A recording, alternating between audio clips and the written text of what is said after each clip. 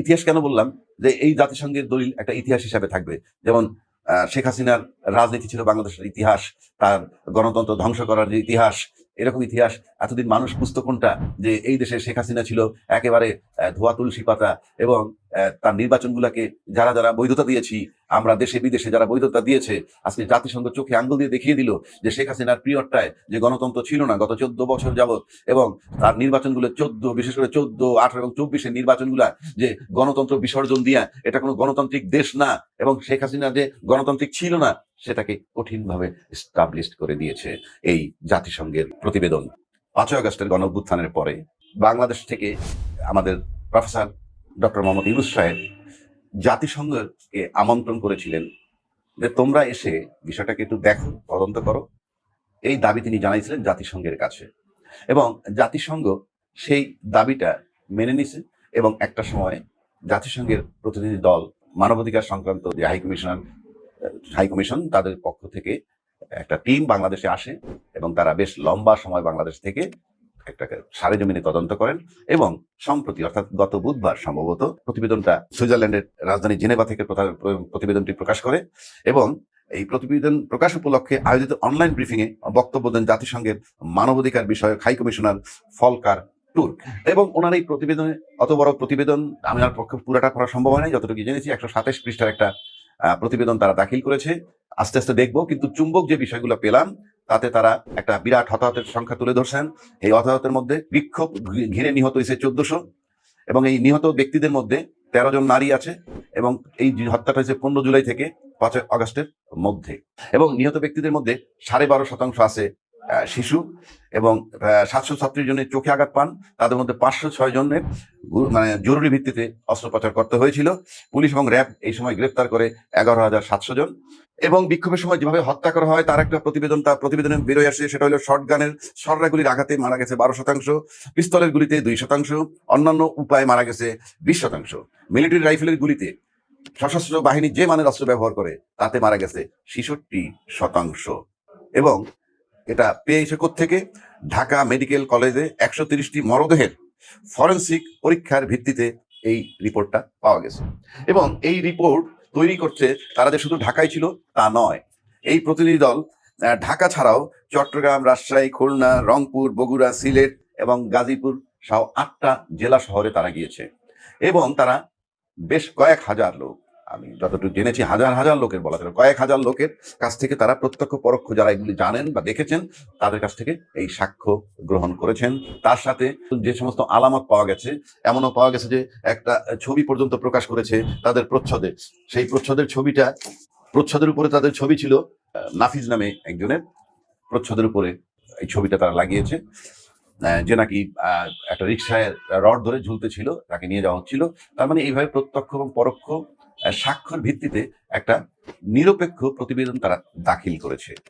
এবং সেই ভিতরে যে সুপারিশগুলো করেছে তাতে র্যাব এবং এনটিএমসি বিলুপ্ত করতে বলেছে, তার সাথে বলছে কি অবাধ নির্বাচনের জন্য সহায়ক পরিবেশ নিশ্চিত করতে হবে। আবার তারা বলছে কোনো রাজনৈতিক দল নিষেধ করার পক্ষে তারা নয়।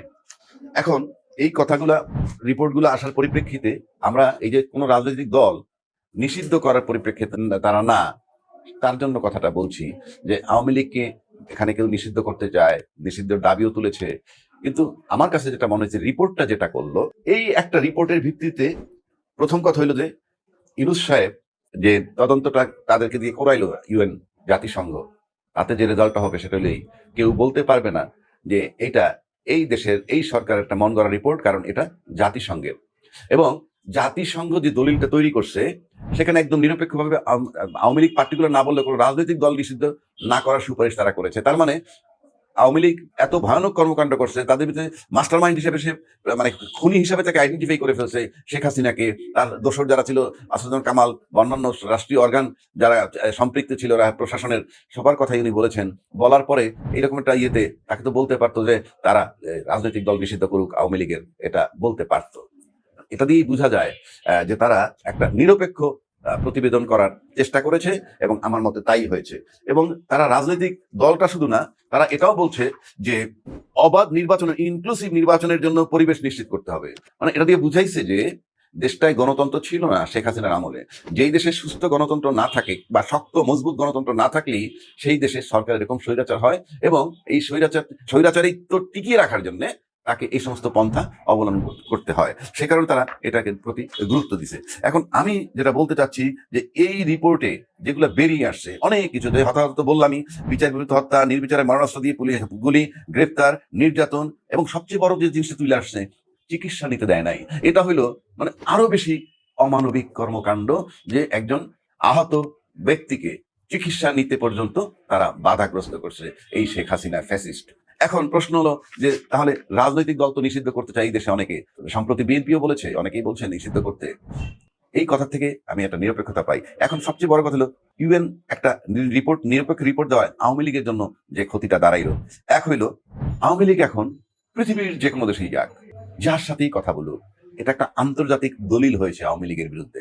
সেই দলিলটা কিন্তু চলমান থাকবে, মানে এটা অনলাইনে থাকবে, জাতিসংঘের ফাইলে থাকবে, পৃথিবীর বহু দেশে এটা থাকবে।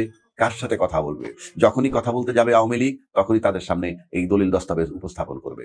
দুই, তাকে সে এখন, যেহেতু জাতিসংঘ তাকে এইভাবে চিহ্নিত করছে, এখন সে যে দেশেই থাকুক, যেমন ভারতে আছে, আজকে আমার কাছে মনে হয় ভারতের গুডউইলের নিয়েও প্রশ্ন আসবে বিশ্ব বাজারে এই শেখ হাসিনার মতো কুলাঙ্গারকে ওখানে আশ্রয় দেওয়ার কারণে। আজকে ভারতও আমার কাছে মনে হয় একটা বিব্রতকর সিচুয়েশনে পড়াটা কিন্তু খুব স্বাভাবিক। এতদিন তো এমন কথা বলেছে শেখ হাসিনা, আমি দেশ কি করেছি, আমি কি দেশের জন্য কিছু করি নাই, কি আমার অপরাধ, জাতিসংঘ এস্টাবলিশ করে দিল। অর্থাৎ আমাদের রাষ্ট্রে যেমন পুলিশ তদন্ত করে, সেজন্য জাতিসংঘেরও তদন্ত কমিশন আছে, সেই তদন্ত করেছে। এবং শেখ হাসিনার ফ্যাসিস্ট সরকারের রেজিমের বিরুদ্ধে যে তদন্ত প্রতিবেদনটা আসছে, সেটা আজকে আওয়ামী লীগ এমন জায়গায় নিয়ে গেছে যে তার আর দল নিষিদ্ধ করতে হবে না। প্লাস সবচেয়ে বড় কথা হলো আওয়ামী লীগ, শেখ হাসিনা শুধু পালিয়ে যায়নি বাংলাদেশ থেকে, দেশের অর্থ লুটপাট করছে, সেটা বড় কথা, শেখ হাসিনার জন্য বড় কথা না, কারণ ওটা ছিল তার পেশা, কিন্তু তার রাজনীতিটাকে সে কবর দিয়ে গেছে। এইটা সবচেয়ে কঠিন একটা বিষয়।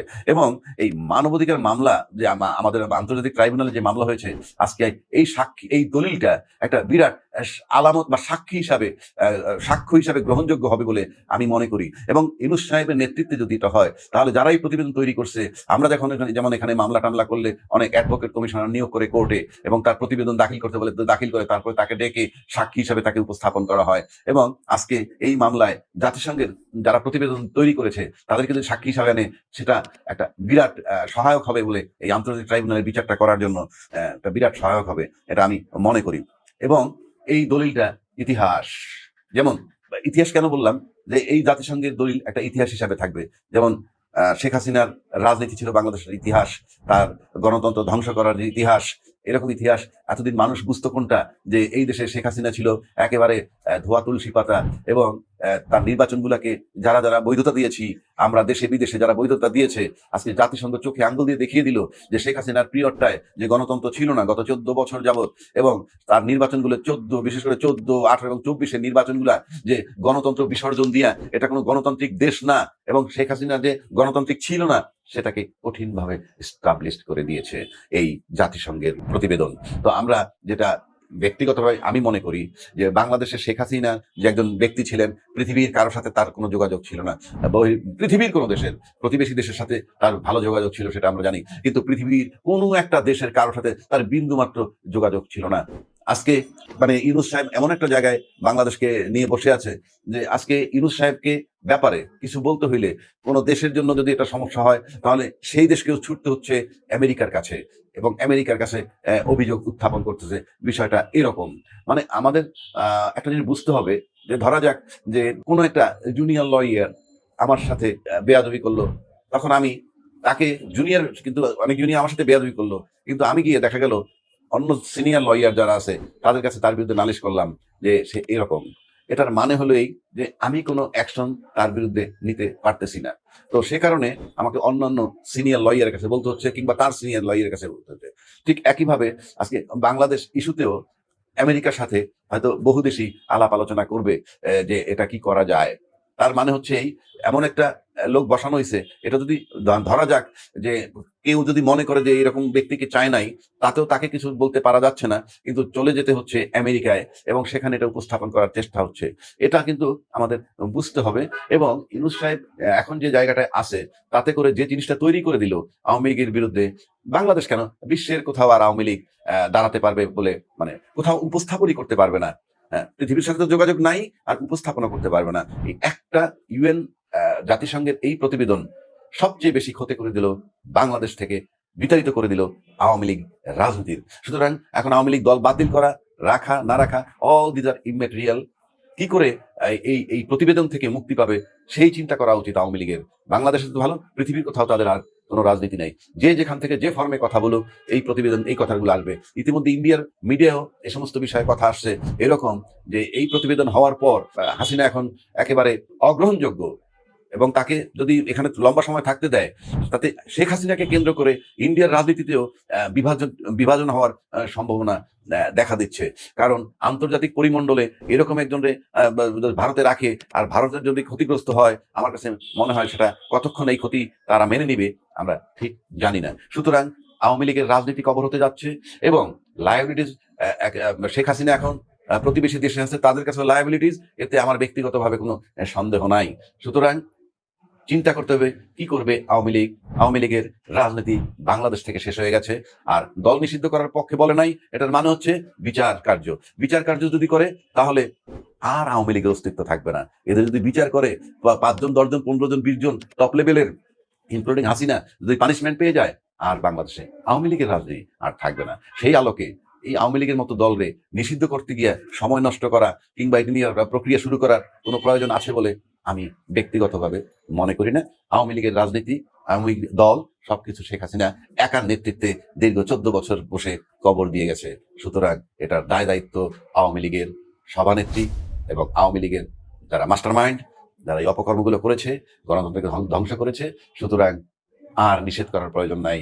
আওয়ামী লীগ রাজনীতি, আওয়ামী লীগের রাজনীতি এবং আওয়ামী লীগ রাজনীতির জগৎ থেকে বিদায় হয়েছে এই প্রতিবেদনের মাধ্যমে। এটাই আমি